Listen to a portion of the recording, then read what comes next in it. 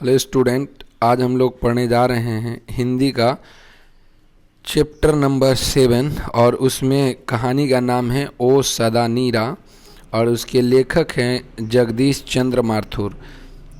अब देखते हैं इस कहानी में क्या दिया हुआ है, इसका सारांश हम लोग समझेंगे। जगदीश चंद्र माथुर ओ सदा नीरा शीर्षक निबंध के माध्यम से गंडक नदी को निमित्त बनाकर उसके किनारे की संस्कृति और जीवन प्रवाह की अतरंग झांकी पेश करते हैं। तो इसमें कौन सी चीज़ों को हमें पढ़ना है, किन चीज़ों के बारे में ध्यान देना है। देखिए, गंडक नदी आप लोगों को पता होगा काफ़ी मशहूर नदी है इंडिया के अंदर में, और ये गंडक नदी जो है उसके किनारे में जो संस्कृति है, यानी उसके किनारे किनारे जो शहर सब बसा हुआ है, उसके अंदर की जो संस्कृति है, लाइफ स्टाइल है, उस चीज़ को बताने की कोशिश की गई है, जो स्वयं गंडक नदी की तरह प्रवाहित दिखलाई पड़ती है। प्रवाहित मतलब होता है बहता हुआ दिखाई देता है। सर्वप्रथम चंपारण क्षेत्र की प्रकृति वातावरण का वर्णन करते हुए उसकी एक एक अंग का मनोहारी अंकन करते हैं। सबसे पहली बात मैं आपको बताऊं कि चंपारण क्षेत्र आपके बिहार में पड़ता है, और ये सर्वप्रथम इसी के बारे में लेखक इनके वातावरण के बारे में वो कुछ बतलाना चाहते हैं। देखते हैं कैसे। जैसे छायावादी कविताओं की प्रकृति का मानवीकरण देखा जा सकता है, उसी तरह निबंध में भी देखा जा सकता है। अपने कविता में देखा होगा कि किसी भी पेड़ को बुलवा देता है, अपने कहानी पढ़ा होगा कि एक पेड़ बूढ़ा हो जाता है, इस टाइप का कहानी जो छठा सतवां में पढ़े होंगे। किस तरीके से जो चीज़ें नहीं बोलता है फिर भी लेखक उसकी भावनाओं को समझ करके क्या करते हैं, उसकी बातों को बता देते हैं। तो एक अंश आप देखिए, बिहार के उत्तर पश्चिम कोण में चंपारण क्षेत्र, ये आपको पता ही होगा बिहार के किस दिशा में पड़ता है चंपारण।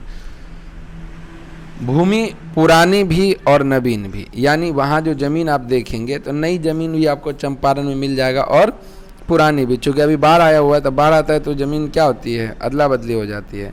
हिमालय की तलहटी में जंगलों की गोदी से उतारकर मानव शैशव सुलभ अंगों और मुस्कान वाली धरती को ठुमक ठुमक कर चलना सिखा रहा है। देखिए, धरती क्या होती है, जब बाढ़ आता है तो ऐसे ऐसे ऐसे ऐसे उधर करके मिट्टी आगे पीछे होने लगती है। इसके साथ माथुर संस्कृति के गर्त में जाकर नदियों में बाढ़ आना उन्हें लगता है जैसे उन्मत्त यौवना वीरंगना हो। जब नदी में बाढ़ आती है तो माथुर साहब को ऐसा लगता है कि इसकी जवानी आ गई है। जब बाढ़ ख़त्म होता है तो बुढ़ापा। सिंपल है। तो हम लोग जानेंगे फिर आगे की बात क्या कहते हैं माथुर साहब। ओ सदा नीरा, हमेशा बहने वाला जो चीज़ होता है उसको, नीरा मतलब तो पानी ही होता है, आपको पता ही होगा। तो अब हम लोग जानेंगे इसमें आगे की ओर। जो प्रचंड नर्तन कर रही हो उन्हें पाठ बसाठ की बाढ़ रामचरितमानस के क्रोध रूपी कैवैया की तरह दिखाई गई है। जैसे जब नदी में बाढ़ आता है तो देखते हो कि कितना भीषण लोगों को कितना नुकसान पहुंचा देती है। वे मानते हैं कि नदियों में बाढ़ का आना मनुष्य के उच्छृंखला श्रृंखला के कारण है। यदि महावन जो चंपारण से गंगा तट तक फैला हुआ था न कटता, न बाढ़ न आती।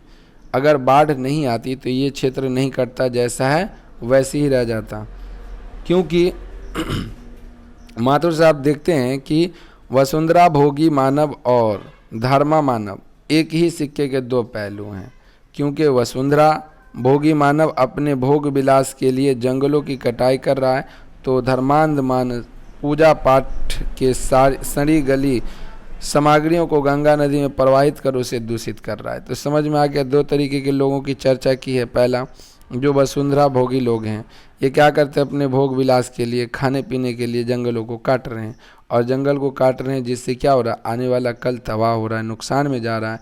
और दूसरा धर्मांध, धर्मांध मतलब धर्म के अंदर जो अंधा बना हुआ लोग रहते हैं उसको कहते हैं। ये पूजा पाठ में सड़ी गली चीज़ों का जो भी चीज़ है वो फेंक देते हैं कहाँ, गंगा नदी में, जो कि नहीं फेंकना चाहिए, चूँकि पानी उससे गंदा हो जाता है। माथुर साहब मध्ययुगीन समाज की सच्चाई को भी बताते हैं कि आक्रमण के कारण या अपनी महत्वाकांक्षाओं की तृप्ति के लिए मुसलमान शासकों ने अंधाधुंध जंगलों की कटाई की। इसी तरह यहाँ अनेक संस्कृति आए, यहीं रच बस गए, सभी को उसका दोहन किया। इस मिलीजुली संस्कृति का परिणाम कीमियो प्रक्रिया है। चंपारण के प्रत्येक स्थल पर प्राचीन युग से लेकर आधुनिक युग में गांधी जी की चर्चा हो रही है। गांधी जी का चूँकि कर्मस्थली रहा है चंपारण, आप लोगों को भी पता होगा। चंपारण स्थल से लेकर आधुनिक युग, गांधी चंपारण ने आने तक के पूरे इतिहास को अपने लेखनी के मध्य अच्छे बुरे प्रभावों को खंगाला है। इस परिचय के संदर्भ में कहीं भी कला, संस्कृति, उसकी भाषा, उसकी आंखों में झेलना नहीं पड़ता है। अब देखिए अंत में गंडक की महिला का बखान करते हुए कहते हैं, ओ सदा नीरा, ओ चक्रा, ओ नारायणी, ओ नारायणी,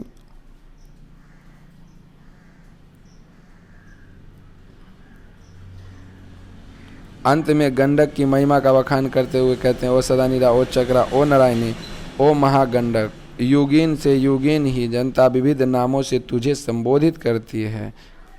तेरे पूजन के लिए जिस मंदिर की प्रतिष्ठा हो रही है उसकी नींव बहुत गाढ़ी है, इसको ठुकरा ना पाएगी तू। अब यहाँ पर देखिए गंडक नदी के बारे में बताया गया कि देखिए नदी जो होती है वो इंसान के फ़ायदे के लिए होती है, लेकिन अगर उसका दुरुपयोग करेंगे, सही ढंग से व्यवस्था नहीं करेंगे तो इंसान के विनाश का भी कारण बन जाती है। जैसे बाढ़ आता है तो कितना लोगों को नुकसान पहुंचाता है, आप लोग देखते हुए होंगे, अभी के डेट में बाढ़ का ही मौसम है। चलिए इसके प्रश्नों की तरफ चलते हैं और ये रहा आपके सामने पहला प्रश्न। ओ सदा नीरा के लेखक हैं, कौन है ओ सदा नीरा के लेखक? तो जगदीश चंद्र माथुर साहब हैं ओ सदा नीरा के लेखक। सही जवाब आपका ये होगा। अगला है जगदीश चंद्र माथुर मूलतः क्या हैं? तो ये हमेशा याद रखिएगा आप, ये नाटककार हैं, ये ज़्यादा नाटक ही लिखते हैं, नाटक लिखना इनको ज़्यादा पसंद है। तो चलिए अगले प्रश्न की ओर हम लोग चलते हैं और अगला प्रश्न है,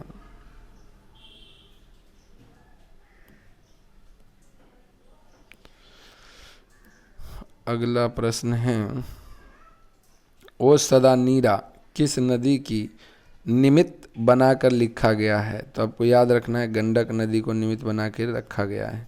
अगला है ओ सदा नीरा निबंध बिहार के किस क्षेत्र की संस्कृति पर लिखी गई है? आप लोगों को अभी बहुत बार मैंने बताया चंपारण पर। किस पर लिखी गई है? चंपारण पर। चलिए अगले प्रश्न की ओर हम लोग बढ़ते हैं।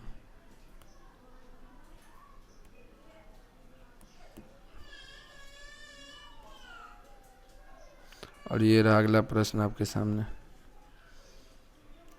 पुंडलिक जी कौन थे? तो पुंडलिक जी एक शिक्षक थे, याद रखिएगा आप लोग। चंपारण क्षेत्र में बाढ़ का मुख्य कारण क्या है? तो जंगलों का कट जाना ही इसका प्रमुख कारण है। इनमें कौन सी रचना जगदीश चंद्र माथुर की है? तो ओ सदा नीरा भी तो आप पढ़ ही रहे हैं। चलिए अगले प्रश्न की ओर हम लोग चलते हैं।